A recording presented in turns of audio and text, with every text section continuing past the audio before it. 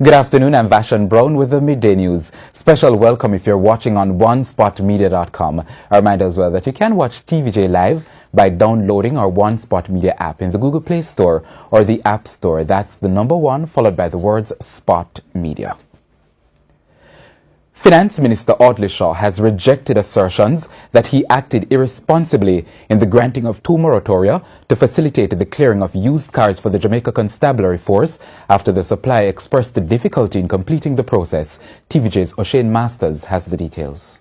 O'Brien's Car Sales and Rental International was given a contract to supply 200 pre-owned vehicles for the police.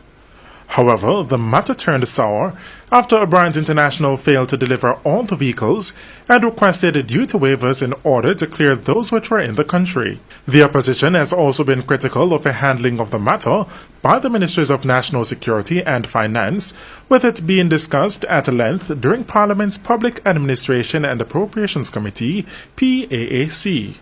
Addressing the annual general meeting of the Used Car Dealers Association on Thursday night, Finance Minister Audley Shaw accused the opposition of mischief-making.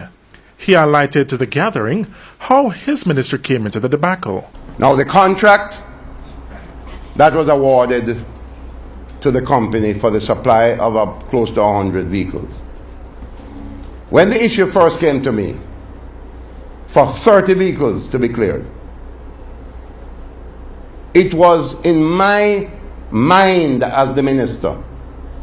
And bear in mind, there are only 2 ministers in the country who are recognized by the Constitution, the Prime Minister and the Minister of Finance. Issues come to the Minister of Finance, the technocrats in the ministry can recommend, ultimately one person makes a decision, the minister. And what did I face? I faced the need for the clearance of vehicles because what we're having problems on the road. Crime. He then set about outlining the decisions he made in relation to the issue. So when it was brought to my attention, and it was not clear to me at that point that the issue of who pays what in terms of taxes, I decided to issue a first moratorium for 30 vehicles, which were cleared, because the Ministry of National Security countersigned on that clearance. And it was not a waiver. It was a moratorium. That means the money must be paid, but a little later, a few months down the line. A second request for a moratorium came. On the basis that the ministry accepted and countersigned on the first one, I authorized the second one. Yes, opposition. I, Audley Shaw, authorized the second one. Because I wanted 68 more vehicles on the road to fight crime. Mr. Shaw says the decisions were also made keeping in mind that there is a $42 million performance bond and another $213 million bond pledged to the Ministry of National Security if there is non-performance. O'Shane Masters, TVJ News. Meanwhile, the finance ministers hailed the announcement of the pre-inspection of all Japanese-used vehicles being imported into the country as a positive one. The announcement was made by Industry and Commerce Minister Karl Samuda on Tuesday in Parliament. Minister Shaw says with this new move by the government, all participants will be able to benefit. The pre-inspection program will be done under highly transparent conditions with a report that will be issued both to the importer, to the trade board, and ultimately that report will be available to the consumer. So you know precisely what you're buying. He noted that customers will have access to all the necessary information and will not be led to buying faulty motor vehicles. This will lead to more confidence in the market. It will lead to more confidence among your customers. Some might think it's irritating, but I think more and more we need to get used to the idea that if we want to build a civilized society, we must be prepared to be transparent, open, and truthful. The Industry and Commerce Minister said that a Japan company has been contracted to carry out the inspection on behalf of the Jamaican government. Mr. Samuda reiterated the measure has become necessary to protect consumers and customers amid increasing reports of the odometers of used vehicles being tampered with to mask high mileage as well as other irregularities. A 22-year-old Jamaican man has been imprisoned for 6 years in Bermuda after he admitted to smuggling $200,000 worth of cocaine into the country. Dwayne George Watson, who is from Mavis Bank in St. Andrew, was caught at the L.F. Wade International Airport after flying to Bermuda from Jamaica via New York.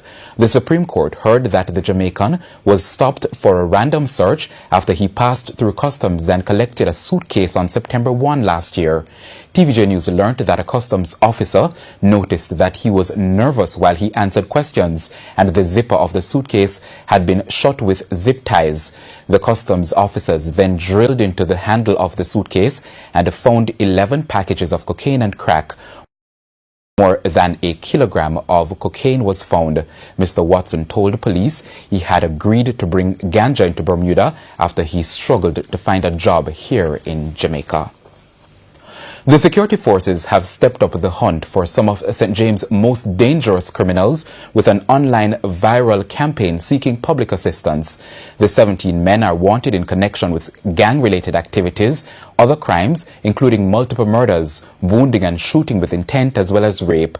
According to Inspector Dan Bartley of the Jamaica Constabulary Forces Corporate Communications Unit, these criminals are ruthless, dangerous and brazen, and show blatant disregard for life as well as law and order.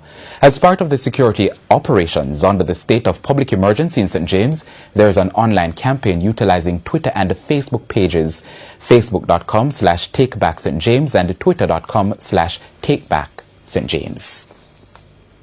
As the crime situation continues to spiral out of control, there have been many measures put forward to put a halt to the situation. Government Senator Matthew Samuda is suggesting that a scientific approach be taken. This he noted as crime is affecting all sectors of the society. He therefore says a serious question needs to be asked. Why and what is leading to this increased aggression, this increased violence, which isn't new, as I've said. The fact is the increase in the murder rate started going up by 20% at the end of 2014. All right, so you've seen a stem that, to be honest, neither side has been able to curtail yet.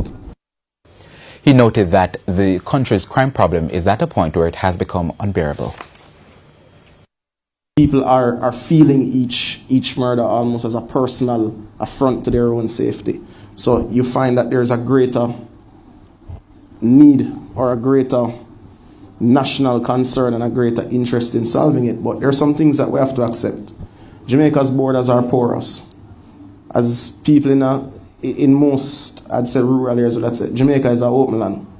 We're surrounded by water that is 25 times the size of our land.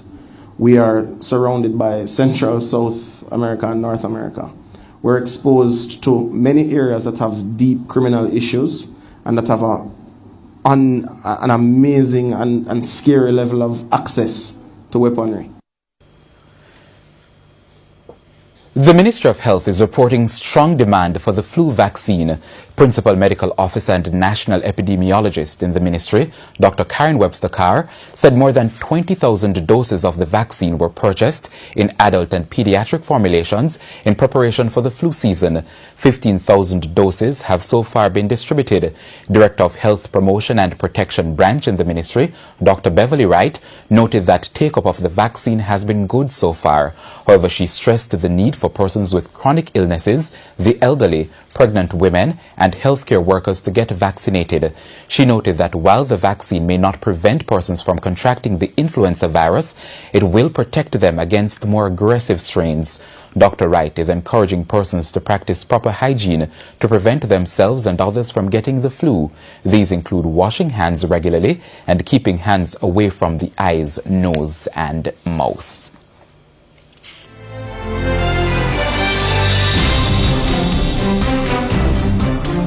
And it's time now for a Fact or Fiction feature. Fact or Fiction, a state of emergency was first declared in Jamaica in 1976. Well, you can find out the answer at the end of the sports segment of the Midday News. We go now to news overseas. South Korea's deadliest fire in almost a decade has ripped through a hospital, killing at least 37 people and injuring more than 100. Authorities revised the death toll down from 39, but officials warned it could rise as a number of patients were in a critical condition. The details from the CNN. Wow. Now time for sports. The 42nd staging of the Gibson McCook Relays will see 2 new events introduced, which will be held on the last Saturday in February. Simon Preston has the details. The 47 events set for the National Stadium will feature 27 boys and 20 girl events on February 24, starting at 9 a.m. Chairman of the organising committee, Rainford Wilkes, speaks about the 2 new events. We are actually introducing 2 new events which have become very popular. The sprint medley has become a very popular race. Hitherto we only had it for the institutions, but the boys and girls will have their chance this year in an open race. So it's a boys and girls sprint medley relay, and in fact they're so exciting that we have elevated them to championship levels. So that's what we're looking forward to, spice up the meet, so to speak. Despite the prestige of the Boys and Girls Championships, Wilkes thinks the Gibson McCook Relays is still key in the development of athletics on the island. We still believe that this is the preeminent meet outside of Boys and Girls Championships, and we think it has contributed to 40 years of showcasing, encouraging, and we plan to continue that, and we believe it will always have a place in the calendar, an important place. First Vice President of the Jamaica Athletics Administrative Association, Ian Forbes, provided an update on when the respective teams will be announced for the IAAF World Indoor Championships in March and the Commonwealth Games in April. I know meetings have been taking place with the members of the executive and the selection committee, and anticipate that will be done in another few days. Forbes is also optimistic about the J3A hosting a national senior and junior championship later this year. I am confident that there will be, as well as a junior championship. Of course, despite the fact that there are no necessarily major championships, so the Commonwealth Games should be considered major. It's still a very important year, and of course development is always taking place, so I think it's in the best interest of everyone for that to happen. Reporting for TVJ Sports, I'm Simon Preston.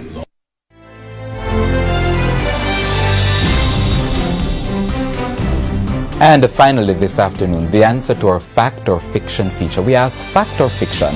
The first state of emergency was declared in Jamaica in 1976. Well, it's fiction.